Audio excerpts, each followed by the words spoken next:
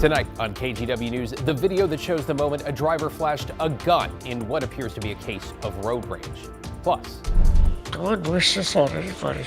how the VA just did a 180 after a KGW investigation into a rare disease hitting veterans across the country. I just can't tell you how life-changing it is. Then, how thieves targeted some local band members who were already down on their luck. Ironically enough, our first thought was, I hope our gear is okay. And later, after a jaw-dropping win, how the Portland Fire fared as they took on the Liberty back in the fire pit. Thanks for joining us. I'm David Mulco. First at 11, thousands of dollars worth of equipment gone after burglars apparently took advantage of a Southeast Portland pair forced to leave their home after a fire broke out. Alma McCarty spoke with one of those bandmates tonight. Alma? Yeah, David, she calls it devastating and bizarre since it all started with this fire in the Belmont neighborhood that wasn't even in their own home. The smoke forcing them to evacuate, and when they returned, instruments, amps, and lots of other expensive gear was gone.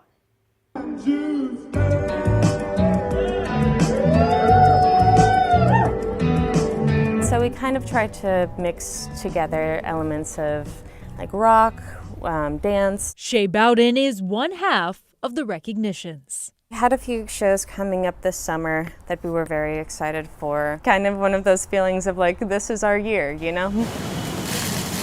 But on May 1st, a vacant house nearby in the Belmont neighborhood undergoing renovations caught fire. 4:45 in the morning when the firefighters were knocking on the door, hurriedly trying to get us out as quickly as possible. Shay and her bandmate Jake Sargent grabbed what they could. Ironically enough, our first thought was, I hope our gear is okay. When they returned days later, much of that gear was gone. Guitars and basses, the drum machine, even Shay's viola. If anyone knows anything about wooden stringed instruments, they're a pretty penny. She says they've filed a police report, though ultimately the recognitions just want their hard-earned gear back so they can make their music. I'd like to think that it wasn't something planned out, especially, with the chaos of the fire, but I really can't know. Meanwhile, friends have organized a GoFundMe to replace the music equipment. As of Thursday, tonight, they've raised more than $5,600. David? Alma McCarty with our top story there. Thanks, Alma.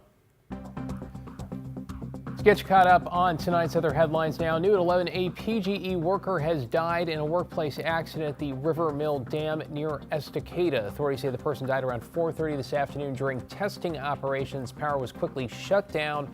First responders say there was nothing they could do. The medical examiner will determine the cause of death. OSHA has been notified. A driver has been taken to the hospital after their vehicle was hit by a runaway tire on I-5. Vancouver Fire says a tire detached from a northbound semi this morning, jumped the center divider, and then hit this minivan. Washington State Patrol is investigating. And Portland State plans to eliminate up to 52 positions in order to shore up a budget deficit. That includes getting rid of conflict resolution and university studies and slimming down 7 other departments. The idea is to close a $35 million budget cap, one the president says is largely based on declining enrollment. Here's the union representing professors. But nothing in this plan seems to point to that kind of framework of becoming self-sustaining. It doesn't offer us the kinds of investments in recruiting, in marketing and enrollment, and connections to employers as well that would lead us out of this situation. Portland State's president says all students, even those studying in a program that's been cut or eliminated, will be able to finish their degree. New tonight, a road rage suspect is behind bars for allegedly pulling a gun on another driver. Catherine Cook is here with the video that shows that terrifying moment. Catherine? David, Gresham police just released this cell phone video, which they say was recorded by the victim. For them, the case also means one less gun on the streets. Pointing a gun behind the wheel.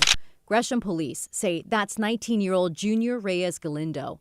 They say the woman who recorded this video called police and told them Galindo was honking, driving erratically, and pointing the gun at her.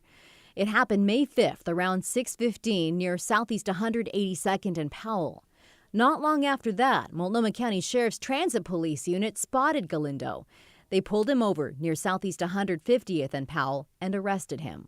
Gresham police followed and searched Galindo's car. They found a handgun with a 30-round magazine under the driver's seat.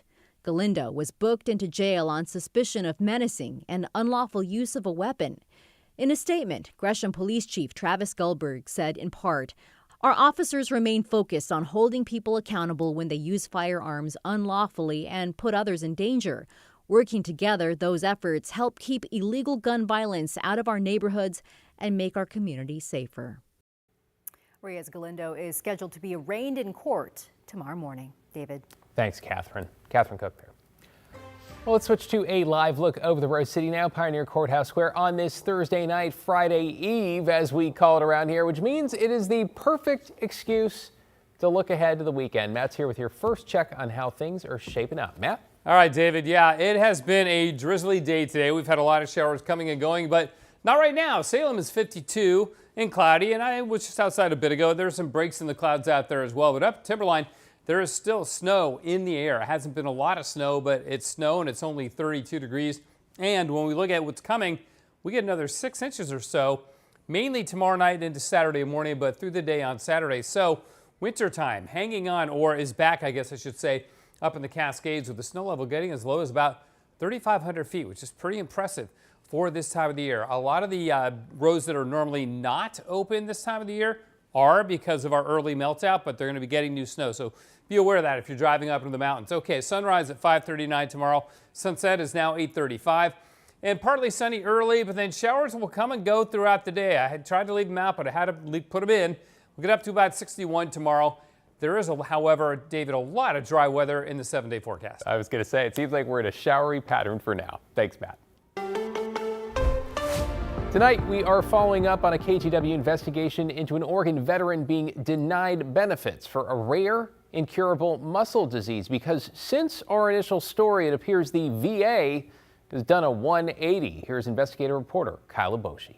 This is a big development. Following our story, the VA reversed its decision, granting an Oregon veteran the benefits he's been fighting for more than a decade. During his years of service in the Air Force and Air National Guard, Greg Rathburn received plenty of recognition. These days, victories look different. Look at me. Live my life for a day. I wouldn't wish this on anybody. The 62-year-old lives with inclusion body myositis, or IBM, a rare muscle disease with no cure. His wife Lori feels the gaps the disease has left behind. We got a high table to accommodate him so he can just kind of roll right up, and he really doesn't eat food anymore. Kind of too much of a choking risk. For years, Greg applied for service-connected disability, convinced that toxic chemicals he was exposed to as an avionics technician triggered the disease. But the VA said no every time. Until a reporting last month. On May 1st, the VA notified Greg that it had reversed its decision. He'd been granted service connection for inclusion body myositis. After more than a decade of denials, Greg finally got the answer he'd been fighting for: full benefits. It's beginning to sink in, and it's a wonderful feeling. You know, I just can't tell you how life-changing it is. In a letter, the VA said it got it wrong because it failed to review more recent VA treatment records, failed to recognize new evidence, and relied on an examiner who failed to reach Greg by phone to confirm symptoms before completing the report. It's been a long time coming. Across the country, we found veterans with IBM fighting a similar battle, fighting for disability benefits. The Veterans Administration does not recognize inclusion body myositis as a disease that exists. Every doctor you go into and you say, well, what do you have? He said, IBM. Never heard of it. It's a disease most people don't even know they have until they get to the point where they're falling down. Studies suggest veterans may be diagnosed with IBM anywhere from 6 to 19 times more often than the general population. That's a wide range. The problem is nobody formally tracks IBM diagnosis. Senator Ron Wyden of Oregon would like to change that. In an April 30th letter, Wyden urged the VA to consider creating a dedicated registry for veterans with IBM while scientific studies continue on whether the disease should qualify for automatic benefits, writing, "The steps to establish presumption take a long time, and veterans affected by this incurable disease suffer physically, mentally, and financially while this scientific review is underway."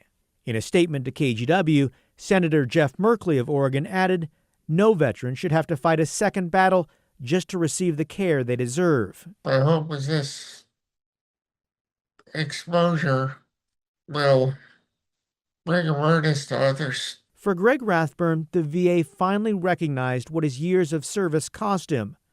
Now, he hopes other veterans with IBM won't have to fight so long for the same recognition. The Rathburns will share their story next week at a hearing before the National Academies of Sciences, Engineering, and Medicine. It's a scientific review panel that's examining whether IBM may be linked to military-related exposures. If you'd like to see our full investigative documentary, Diagnosis Denied, go to KGW+. It's available for streaming right now. Kyle Boshi there. Glad to see some movement. Well, happening now, President Trump is wrapping up his final day of meetings with China's president in Beijing. The two discussing everything from trade to the war in Iran. President Trump saying he discussed the war with President Xi, though did not ask China for help with ending it. China, of course, the largest buyer of Iranian oil, which gives that country considerable sway. And when it comes to Taiwan, which Beijing has long considered a breakaway province and not a self-ruled country, not much has changed. U.S. policy on the issue of Taiwan is unchanged as of today and as of the meeting that we had here today. It was raised. They always raise it on their side. We always make clear our position and we move on to the other topics.